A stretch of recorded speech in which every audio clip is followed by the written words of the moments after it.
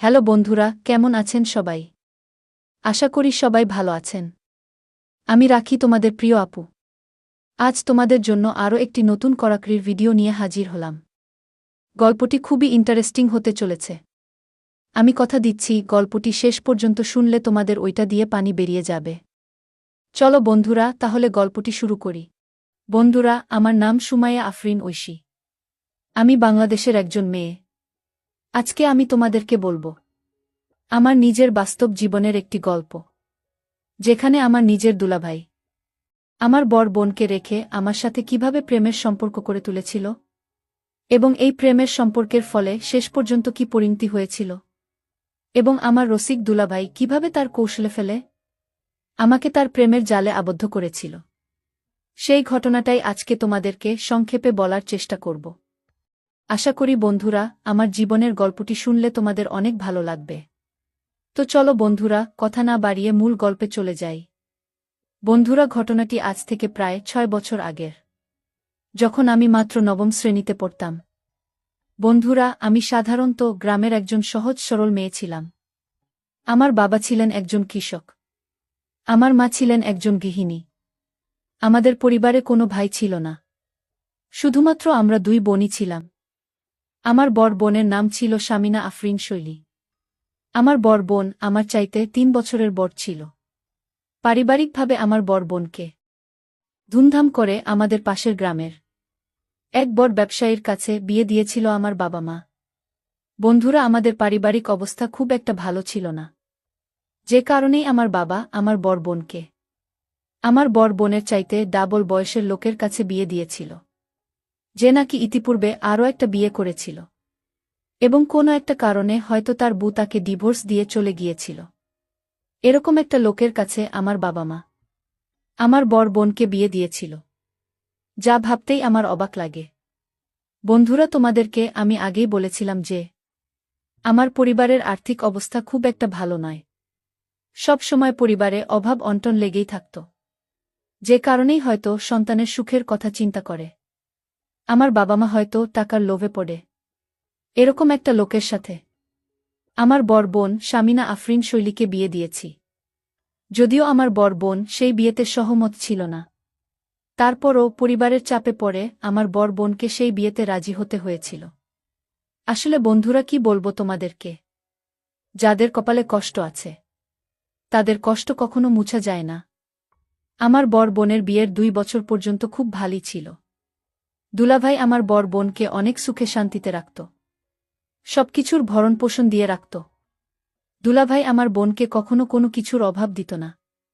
খুব ভালোবাসত আমার বোন শামিনা আফরিন শৈলীকে।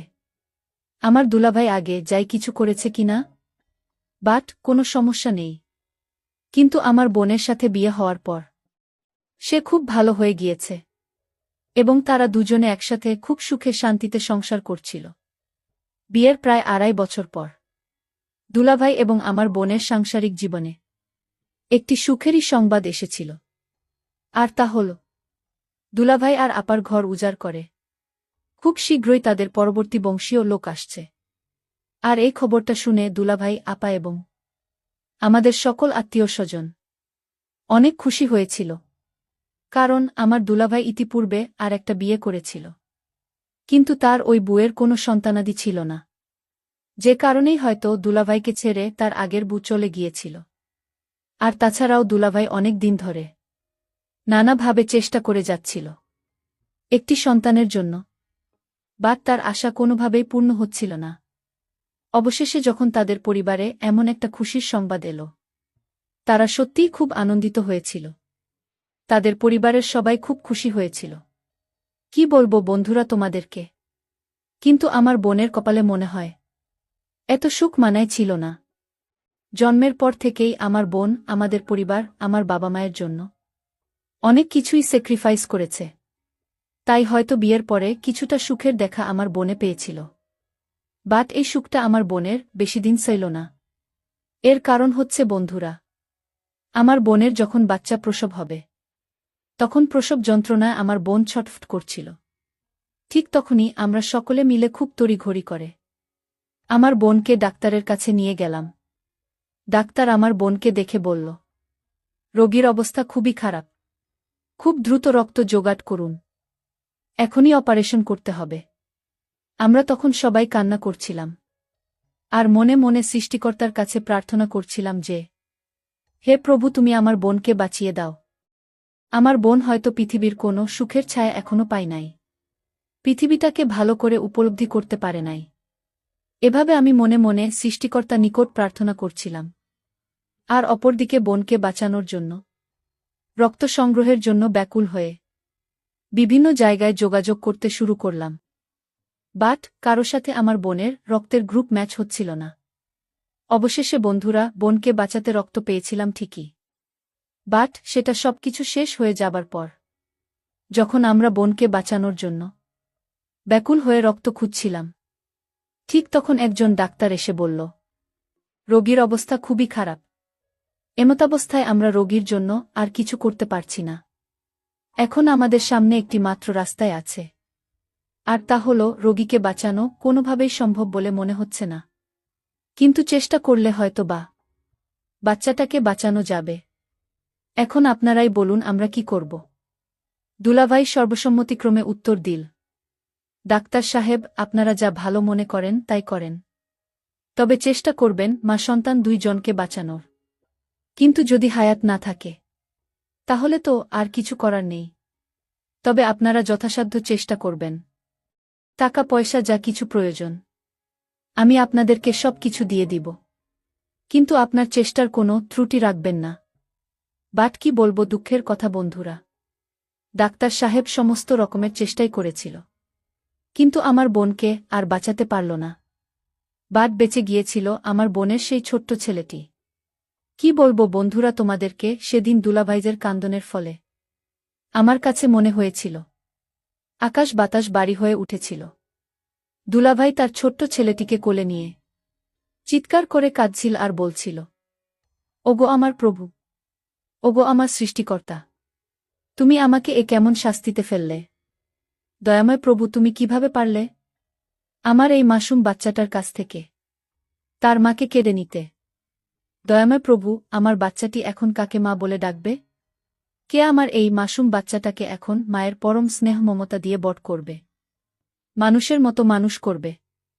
দয়াময় প্রভু, আমি তো কখনো আমার সন্তানকে মায়ের মতো মমতা দিতে পারব না। আমি যতই চেষ্টা করি, আমি তো আর আমার বাচ্চাকে মায়ের মতো পরম স্নেহ মমতা আমি কখনো তাকে দিতে পারব না। কারণ এই পৃথিবীতে মায়ের যে কোনো তুলনা হয় না। দয়াময় প্রভু, তুমি কিভাবে পারলে আমার বাচ্চাটিকে এভাবে অসহায় করে দিতে? দয়াময় প্রভু, তোমার মনে কি একটু বিন্দু পরিমাণও দয়া হল না? বন্ধুরা, সেদিন দুলা ভাইয়ের এরকম শোকার্তনাদে আমার কাছে মনে হয়েছিল পুরো পৃথিবীটা আকাশে বাতাসে ভারী হয়ে গিয়েছিল। দুলাভাইকে তখন আমার সান্ত্বনা দেওয়ার মতো কোনো ভাষা ছিল না। আমি দুলাভাইকে বললাম, দুলাভাই, পৃথিবীতে সমস্ত প্রকার সুখ দুঃখ সৃষ্টিকর্তার নিজ হাতে গড়া। আর সৃষ্টিকর্তা যা করে মানুষের মঙ্গলের জন্যই করে। সুতরাং দুলাভাই, আপনাকে বিপদে ধৈর্য ধারণ করা উচিত। তখন দুলাভাই আমাকে কান্নার তো কণ্ঠে বলল, আফরিন, আমার মনে অনেক কষ্ট, আমার মনে অনেক যন্ত্রণা। অনেক সাধনার পর আমি তোমার বোনকে পেয়েছিলাম, যার জন্য আমার বাবা হওয়ার স্বপ্ন পূরণ হয়েছে। সেই আজকে পৃথিবীতে নাই। এখন আমার এই পুত্র সন্তানটাকে কে দেখবে? আফরিন, আমি এখন আমার এই বাচ্চাটাকে নিয়ে কি করব? কে হবে আমার এই বাচ্চার মা?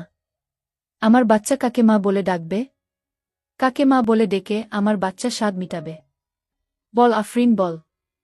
এর কি কোনো উত্তর আছে তোমার কাছে? আমি বললাম, দুলাভাই, আপনি ধৈর্য ধরেন, আপনি শান্ত হন। আপনার চাইতে আমার মর্মবেদনা কম নয়। কারণ আপনার স্ত্রী আমার যে আপন বড় বোন, যার স্নেহ মমতায় আমি বড় হয়েছি, যে আমাকে কোলে পিঠে করে মানুষ করেছে। আমার কলিজা যে ফেটে যাচ্ছে, সেই কষ্ট আমি কিভাবে আপনাকে বোঝাই? তারপরেও বলছি দুলাভাই, আপনি কোনো চিন্তা করবেন না। আপনার এই মাসুম সন্তানের দায়িত্ব আমার। যতদিন পর্যন্ত সে মানুষের মতো মানুষ না হয়ে উঠবে, ততদিন পর্যন্ত সেই দায়িত্ব আমার। যতদিন সে নিজের বোঝ ভালোভাবে না বুঝতে পারবে, ততদিন তার সম্পূর্ণ দায়িত্ব আমার। আপনি কোনো চিন্তা করবেন না। তখন দুলাভাই আমাকে বলল, না শালিকা না, তা হয় না। কয়দিন পরেই তোমার বিয়ে হয়ে যাবে, তখন তুমি পরের ঘরে থাকবে। এখন শুধু শুধু আমাকে কেন তুমি মিথ্যে সান্ত্বনা দিচ্ছ? কেন আমাকে মিথ্যে সান্ত্বনা দিয়ে আমার মনটাকে আরও অশান্ত করে দিচ্ছ? আমি বললাম, দুলাভাই, আমি যদি বলি আমি আমার বোনের সন্তানের জন্য আমি কোনোদিন বিয়েই বসব না, আমি আমার বোনের সন্তানকে দেখে দেখে সারাটা জীবন কাটিয়ে দিব, সেটা কি আপনার বিশ্বাস হয় না? তখন দুলাভাই একটা মুচকি হাসি দিয়ে বলল, শালিকা, কেন আমাকে শুধু শুধু মিথ্যে আশ্বাস দিচ্ছ, যেটা কখনো সম্ভব না? তখন আমি বললাম, দুলাভাই, কেন সম্ভব নয়? উত্তরে দুলাভাই বলল, শালিকা, তোমার জীবন সবে মাত্র শুরু। তোমার বিয়ে হবে, তোমার সন্তান হবে, সংসার হবে। তুমি কেন আমার ছেলের জন্য তোমার জীবনটা উৎসর্গ করবে? আমি বললাম, দুলাভাই, বাবা মায়ের পরেই পৃথিবীতে আমার সবচেয়ে আপন যে ছিল, সেই ছিল আমার বড় বোন, যাকে আমি অনেক ভালোবাসতাম, যে আমাকে অনেক স্নেহ করত। যেই বড় বোনের জন্য আমি আজকে কিছুটা পড়ালেখা করতে পেরেছি, যে বড় বোনের জন্য আজকে আমি সমাজে মাথা উঁচু করে দাঁড়াতে পারছি, আর তা না হলে আমাকে মূর্খের মতো জীবন যাপন করতে হতো, হয়তো কারো বাসার কাজের মেয়ে হিসেবে এত দিনে থাকতে হতো। যেই বোন আমার জন্য এত কিছু করেছে, আমি তার মাসুম বাচ্চার জন্য এতটুকু স্যাক্রিফাইস করতে পারব না? বন্ধুরা, তখন দুলাভাই আমাকে বলল, আফরিন, সত্যিই আমি অবাক হয়ে যাচ্ছি বোনের প্রতি তোমার এত আন্তরিকতা দেখে। আফরিন, যদি কিছু মনে না কর, আমি তোমাকে কিছু কথা বলতে চাই, তুমি কি আমার কথা রাখবা? বন্ধুরা, তখন আমি দুলাভাইকে বললাম যে, দুলাভাই বলেন, আমি আপনার কথা রাখার যথেষ্ট চেষ্টা করব। তখন দুলাভাই আমাকে বলল, আফরিন, তোমার বোন আমার বাচ্চাটাকে ছেড়ে চিরদিনের জন্য পৃথিবী থেকে বিদায় হয়ে গেছে। আমি খুব অসহায় হয়ে গেছি। আফরিন, তোমার যত দিন পর্যন্ত বিয়ে না হয়, তত দিন পর্যন্ত তুমি আমার বাসায় থেকে আমার ছেলেটাকে একটু দেখে রাখবা। আফরিন, তুমি তো জানো আমার গঞ্জে ছোটখাটো একটা ব্যবসা আছে, আর সেখানে সময় না দিলে হয়তো আমার ইনকামের রাস্তা বন্ধ হয়ে যাবে। সো তুমি যদি আমার ছেলেটাকে আমার বাসায় থেকে মায়ের মতো মমতা দিয়ে তাকে লালন পালন করো, তাহলে তোমার বোনের আত্মা হয়তো শান্তি পাবে। আমি বললাম, দুলাভাই, কি বলছেন এসব? মানুষজন কি বলবে? আর আমার আব্বু আম্মু কি আপনাদের বাসায় থাকতে দিবে? তখন দুলাভাই বলল, আফরিন, তুমি কোনো চিন্তা করো না, তোমার আব্বু আম্মুকে বোঝানোর দায়িত্ব আমার। আমি বললাম, দুলাভাই, তারপরেও বিষয়টা মানুষজন জানলে কি বলবে? তখন দুলাভাই বলল, আফরিন, তুমি কোনো চিন্তা করো না, মানুষজন জানলে আর কি হবে? তুমি কি এখানে অন্য কিছু করবা নাকি? তুমি আমার শালিকা, তুমি আমার বাসায় থাকতেই পারো। তোমার বোন মারা গিয়েছে, তাতে কি হয়েছে? আর তাছাড়াও তোমার বোনের ছোট্ট ছেলেকে লালন পালনের জন্যই তুমি আমার বাসায় থাকবে, তাতে দোষের কি? তারপর বন্ধুরা, এক পর্যায়ে পরিবারের সিদ্ধান্ত অনুযায়ী আমি আমার দুলাভাইয়ের বাসায় থাকতে চলে গেলাম, কারণ দুলাভাইয়ের একটা ছোট্ট ছেলে আছে, তাকে দেখাশোনা করার জন্য। এভাবে দুলাভাইয়ের বাসায় আমার চলতে লাগল দিন, পড়ালেখা এবং দুলাভাইয়ের ছোট্ট বাচ্চাটাকে সামলানোই ছিল আমার দৈনন্দিন কাজকর্ম। এভাবেই দুলাভাইয়ের বাসায় কেটে গেল আমার 6 মাস। কোনো সমস্যা হলো না। বাট 6 মাস পর একদিন গভীর রাতে আমি আমার রুমে ঘুমাচ্ছিলাম, হঠাৎ কোনো একটা শব্দে আমার ঘুম ভেঙে গেল। ঘুম থেকে উঠে আমি চেয়ে দেখি দুলাভাই কি যেন করছে। তখন আমি দুলাভাইকে বললাম, দুলাভাই, আপনি এত রাতে আমার রুমে কি করছেন? তখন দুলাভাই আমাকে বলল, শালিকা, এত রাতে আমি তোমার রুম থেকে কিসের জন্য একটা শব্দ পাচ্ছিলাম। আমি ভেবেছিলাম হয়তো চোর এসেছে, তাই আমি তোমার রুমে দেখতে এসেছিলাম। আদৌ কি তোমার রুমে চোর এসেছে নাকি অন্য কিছু? আমি বললাম, দুলাভাই, আপনি মিথ্যে কথা বলছেন। আমি আপনার চোখের ভাষা বুঝি। আপনি আমার কাছে কেন এসেছেন?